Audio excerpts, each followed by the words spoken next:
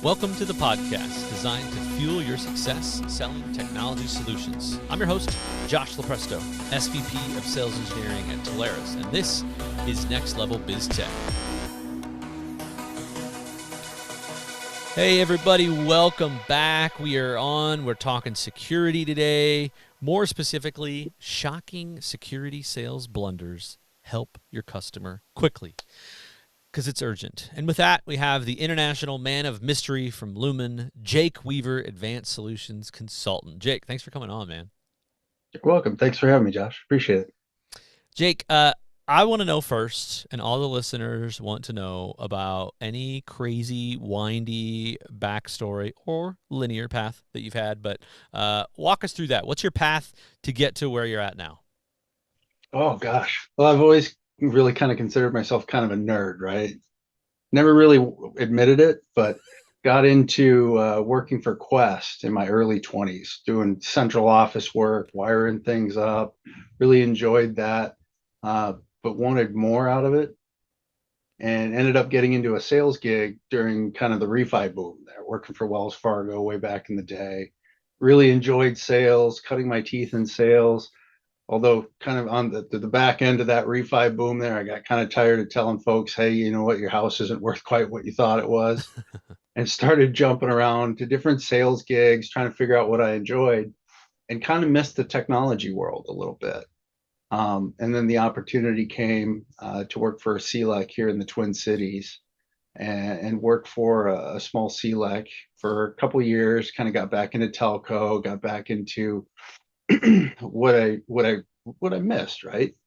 That kind of designing and connecting the dots for people. Then I ended up taking a job with CenturyLink back in 2011, and been with CenturyLink, now Lumen, ever since, and became an advanced solutions consultant about 5 years ago. Really working to help our partners understand kind of the broader portfolio of Lumen outside of just the speeds and feeds, and really helping folks with their security and infrastructure needs. And so it's Uh, been a fun ride. I love it. Yeah, I think, we go back, we go back to Lumen, to CenturyLink, to Quest, to US West, right? So it's been cool to see all these evolutions over time. And I know there is a plethora of people in our portfolio from the partner side listening to this that they absolutely know Lumen is this massive global network company. But I would argue here to prop you up for a second, you have been an absolute game changer for us, for our team, for our partners, to open up this idea of what Lumen really offers from an advanced solutions perspective. So help us understand a little bit. We're going to get into products here in a little bit, but help us understand kind of what your role is all about, and really what you've helped shape with some of those products, security and even cloud. Sure, sure. So what my role has really been to try to do is try to take the fact that we have, like you mentioned, this giant network, right? That's really the shim that allows us to get in and apply these broader services and solutions for our customers, right? Whether it's infrastructure, getting into their applications, their data, helping them figure out what's the right home for those applications, having that what I refer to as a design the dots conversation. But you're not really going to have a design the dots conversation without having a secure the dots conversation. So being able to come in and talk to yourself and your team, and really sit there and go, hey, what's your customer struggling with? They're, at the end of the day, customers are looking to be more effective and efficient at generating revenue. That's apps and data that do that, right? So helping them find the right home for those applications, their data, secure those, connecting the dots. Well, we've got that down pat. That's really what we're trying to do at the end of the day. And it doesn't really, we have a broad breadth of tools and different OEMs and such that we can tap for those different solutions that we need to bring to bear to help check those boxes for the customer. But it's just really trying to come in and understand the challenges and goals that everybody's having. And that's been the fun part. That's been where we've really been able to move the needle from a product perspective internally, is just taking the feedback that we hear, that I get from working with your teams and some of our other partners out there, what are our customers struggling with, and what do we need to bring to the market to help fill those challenges for them and address those. So as you look forward here, 2024, any initial thoughts on? We're going to talk blunders and all this good stuff here in just a second, but any thoughts on how businesses are going to look at security in 2024? We got a lot of moving parts out there. Anything different? Or are you going to argue that we say double down on some of the things that we've talked about, frameworks and whatnot? I think there's going to be a continued doubling down, but there's also going to be a kind of a right sizing that needs to happen for a lot of customers due to vendor fatigue, tool fatigue out there, right? There's a lot of different OEMs out there that are coming to market every day with new this, that, and whatever.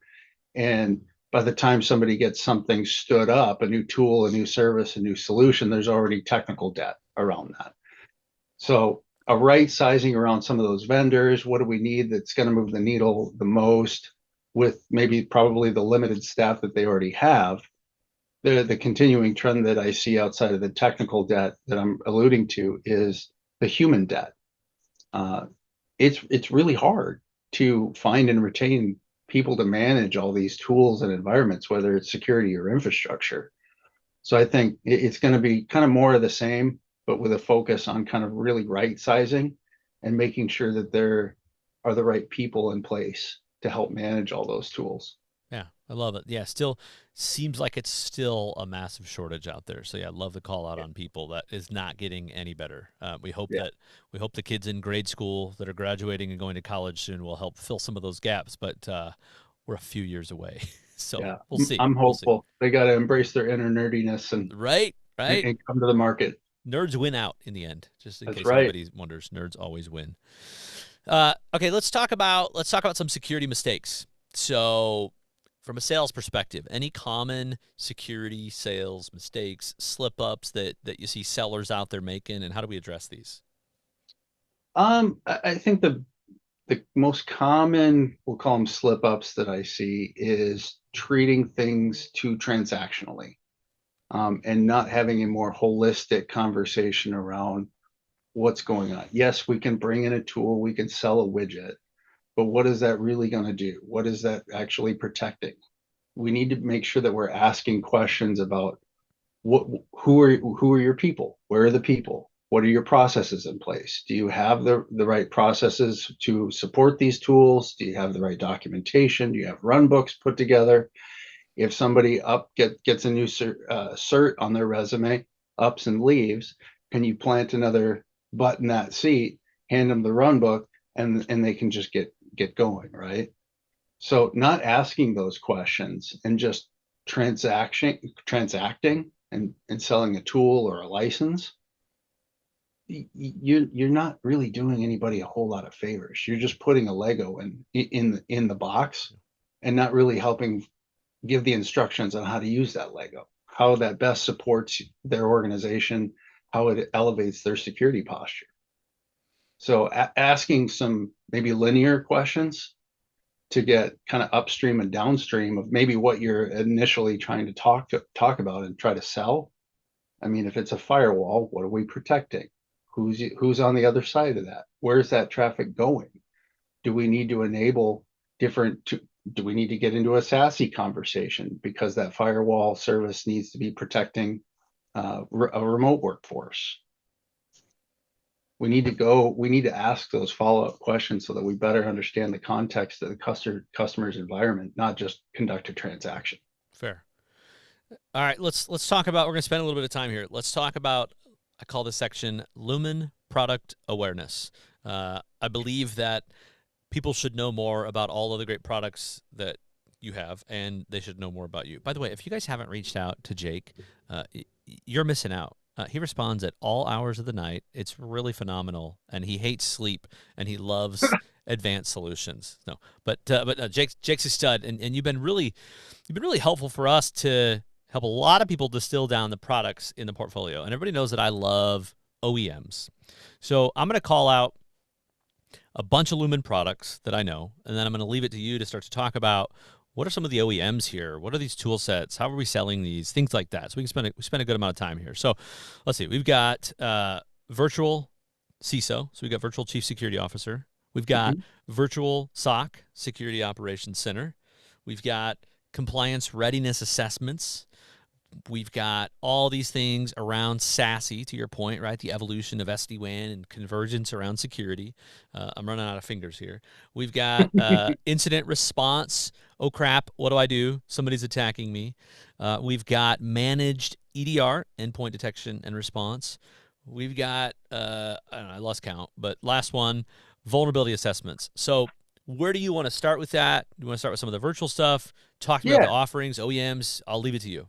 So all those fall within our professional security services group. We've got a really deep bench of nerds that have expertise in a lot of different OEMs, right? Whether it's Netscopes and Palo Altos, you've got your EDRs, your MDRs. I mean, pick your alphabet soup, right? That bench of security nerds can come in and really take over management, alleviating that vendor fatigue that I mentioned before, can come in around, as I was saying, Netscope, Fortinet, Palo Alto, VMware. It really, any tool out there that's kind of up and to the right in a magic quadrant, we've got the expertise to come in and wrap our arms around. Some of those we'll provide the licensing for. Others we don't want to be resellers. We want to come in and just wrap our arms around and really give a customer's environment kind of that big bear hug from Lumen and help them get to a better place, right? So when it comes to VSOC and managed SIM services, those are all Lumen resources internally. So that's, again, I'll reference that deep bench of nerds, right? We've got roughly 300 folks in our professional security services group that they all kind of divvy up what products and services that, whether it's EDR, whether it's managing MFA and single sign-on, whether it's managing SASE and walking in and taking over different OEMs that check the SASE boxes. We can really bring a lot of that to bear. And the cool thing is that, and you and I've talked about this, you've had customers reach out to you where customers struggling to manage XYZ OEM and they're having trouble hiring enough people that have the expertise to do it. And you've shot me a text message at 10 o'clock at night, and my wife's gone, "Really? Is it Josh again?" And I'm like, "Yes, dear." But you'll ask, "Hey, can Lumen walk in and take over management of this? Our customer's hair's on fire trying to take care of it themselves." And more often than not, again, if it's kind of, we'll call it an OEM that's up and to the right in a various kind of analyst quadrant, yeah, odds are we can. And that team does more than just walk in and take over things, right? They can provide those those technical assessments. Those they can perform those pen tests and vulnerability scans, help customers figure out where the gaps are in their digital environment. They can come in and do a framework assessment, looking through a customer's world through whether it's NIST or PCI or CMMC, really to try to figure out, hey, do they have the appropriate checks and balances in place? Do they have the right documentation in place? If an auditor were to come in today, would they get flushed or would they get a big shiny gold star on their helmet? Yeah. So it's a Swiss Army knife of nerds that I lean on really heavily. And I used to consider myself pretty nerdy. No, No. super nerds. Yeah, I love it. These guys are doing way more binary math than you and I will ever do. But 100%. but Between those it's guys and our Black Lotus Labs team. yeah. No, it's I mean that's what it takes. If you think about this, if you go back to any of the previous episodes, right? We've had other episodes where we've talked about running the math on a SOC, because there is the customer debacle of, well, I'll just do this myself. And maybe 5, 10 years ago, maybe that worked, and we all weren't wise enough to know that that was a bad idea. But the world was less scary. The attack surfaces were different. There wasn't as many bad guys for profit, and things have just changed. And so when you look at these staffing shortages, you just look at a couple of these first ones here. Virtual CISO, CISOs need help. I mean, this is just all about augmentation. Maybe somebody that's doing IT is doing security 20, 30% of the time, and they're the CISO. They still need help. right? I'm not saying that they're not the experts by any means, but they need Right. help. And we run the math on how many people and the cost to try to do a SOC yourself versus have that outsourced.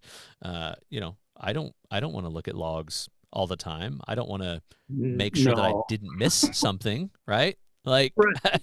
I'm I not mean, that check big a of a couple nerd. of headlines. I mean, Yeah. some of the headlines these days, folks are seeing some serious legal penalties um, for some faux pas, we'll say. Yeah. But I mean, socks aren't cheap. I mean, you need what, 6 people roughly on average to staff 24/7, 365. And those aren't cheap hourly rates that those employees are going to require. So Yeah. you figure 10 grand a piece times six is 60 grand a month. I mean, those dollars go a long way. Yeah, we can do a lot for 60 grand a month. I mean, there's a lot of offer Absolutely. there. And I think that's what people need to remember is that you're not just getting generally you're not renting one person. You have a team. Hmm. So you have some resiliency there, big time resiliency there. Maybe you just need them to fill gaps, right? I mean, Yeah. maybe you can staff 8 to 5, but you can't get the overnights, you can't get weekends. We've had many customers come to us asking for off-peak hours Mm. to fill those gaps. Nobody wants to work overnight in a SOC. No, no. I guess we will. No, no, no, no. Not me. Uh, let's shift gears on mistakes. Let's talk about the end customers. What are some of the things that you see? I mean, you get to talk to a lot of customers, right? In these opportunities, the tunes have changed over the years, but here we are, rolling into 2024. What are some of these mistakes that you see customers make throughout this process? Common one that I still see a lot is not picking a framework to go with. If you're in a regulated industry like banking or healthcare, one's kind of forced on you, whether it's HIPAA or PCI.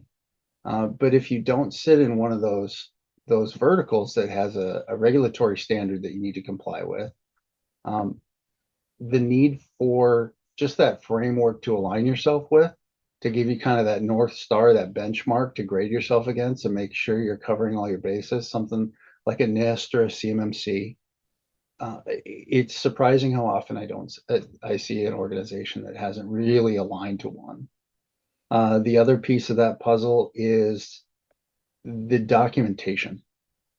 Having documented methods and procedures is a big gap that we see out there a lot. It's relatively easy to go out and get a bunch of tools. That's kind of the easy part, right? It's documenting how to use them, who uses them, who do you call when this happens, and having that, as I mentioned before, having that in place so that if you do have that turnover, it's easy to fill those gaps. Well, It's easy and to put a new body in there. yeah, and if you go back and look at some of the recon about these big breaches, how the Department of Human and Health HHS, sorry, comes after everybody, they look at and they go after people that have chose to do nothing. It's not about every environment needs to be epically perfect. It's about knew there were issues, we were working to address them, and we had a plan. Right. Good stuff. Okay, let's talk about an actual deal. So you see a lot of opportunities, you see a lot of different things from partners, you talk to a lot of different customers. Walk us through an opportunity that got brought to you. What were you told the problem was? What did the tech stack look like? And then what did you end up putting in place? A frequent, a lot of the deals that come our way because of our heritage and being a giant ISP, right? We see a lot of opportunities for DDoS services. That's really core. It's really part of our muscle memory as a giant network provider to be able to apply those services. So often we'll have somebody reach out that has either a strong digital presence, whether it's retail, e-commerce, things of that nature, or we actually see a lot of call centers. So a lot of call center environments that are leveraging VoIP services. Well, if that circuit starts getting attacked, that call center can't operate, right? Those hourly employees are still collecting that hourly salary, but they can't conduct business, they can't serve customers, they can't generate revenue. There's branding implications. So that's been actually a significant uptick in opportunities, specifically around DDoS. I'd say another frequent one that comes to mind is walking in and taking over SIM services. We have a lot of customers that'll go out and, as I mentioned before, have gone out and bought these tools, these platforms, and they really don't have the expertise on how to manage them. They're not easy tools. They're complicated. They require a lot of resources, both human and technical. And we'll have a partner where we'll reach out, and a customer's really stubbing their toe managing Splunk or QRadar. And what can Lumen do to help? Well, we can come in and either on we'll call it time and materials. We'll come in and help get everything tuned up right. We'll manage the platform, make sure the blinky lights are working right, make sure that we're ingesting the right log feeds to provide the right visibility into what's going on, so we can quickly identify when bad things are happening. But we can also layer on the eyes on glass, right? So not just managing the platform and letting the customer be the eyes on glass, we can be the eyes on glass as well, so that we can let the customer know, hey, this is what's happening, this is what's going on, here's what's going bump in the night. And then what will often happen is we'll kind of hand over the reins to the customer, and they'll start doing incident response. Yeah, I think that's a very common opportunity that gets brought to bear as it's good. well. It's good. All right, final couple thoughts here. Let's talk future, looking out. Um, any products on the horizon or any changes in the market that you want people to be aware of from a Lumen perspective, or just things in the market that you think are coming, right, in Jake's crystal ball that Lumen is poised to help with, in maybe things that we didn't talk about yet? I think we're going to see more and more application layer protections getting embedded into our network capabilities, right? Being able to have kind of maybe call it more of a digital buying experience to kind of couple with that network service that our customers are already leveraging us for. So if we've already got the circuit in place, that circuit, as I mentioned before, can be that shim to help apply different security services and bring those consumables to the customer's fingertips a lot easier, right? So I think we're going to see more of that. We'll call it cloudifying security tools, making them easy to consume, and again, using that circuit as that shim to apply those. So that's I don't have any insight into it. I'm not in our product group, but I like to try to nudge them and give them the elbow and tell them what I want, what I'm hearing. Mm, Um, love it. that's what I want, and I think we'll get there. Awesome.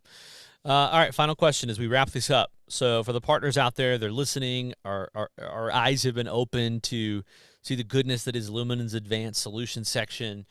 What are the best tips that you can give them to help them walk down a conversation track with their customers? Right? How do they continue to open that up and tee those up? Really, just ask a lot of open-ended questions that get people talking about where could they, how would they going to detect a breach? How do they know when something's going bump in the night? How would they know if a bad actor got in? Really asking kind of that question is usually going to get somebody going, I don't know, I'd have to check my logs, or I'd have to check with our security team. Well, checking it, more and more organizations are trying to get into some automation like a SIM or a SOAR platform, but so many are still doing things manually, especially in the SMB space, because sometimes with a SIM, the cookie jar might be a little bit high on the shelf. So they're still doing things very manually. So asking folks, again, how would you know if you had a breach? What would you do? What are the steps that you would take? Again, is that documented? Do you have that written down? When was the last time that you did any kind of vulnerability assessment to understand what your gaps might be? We do an awful lot of those to help baseline where customers are today and figure out and plot a course of what they need to do to really start checking boxes and elevate their security posture. I am out of questions. We covered a lot of stuff. We covered a lot of products. We covered a lot of processes. Yep. We said nerd a lot because we believe in the nerds, Yes. and we love the nerds. So, Jake, thanks so much for coming on, man. Really appreciate it. Absolutely, brother. Anytime. Happy to. All right. Okay, everybody, that wraps us up for today. We've got Jake Weaver, Advanced Solutions Consultant from Lumen. We're talking security sales blunders and how to help your customers quickly. Until next time, I'm Josh LaPresto, SVP of Sales Engineering at Telarus. Next Level BizTech has been a production of Telarus Studio 19. Please visit Telarus.com for more information.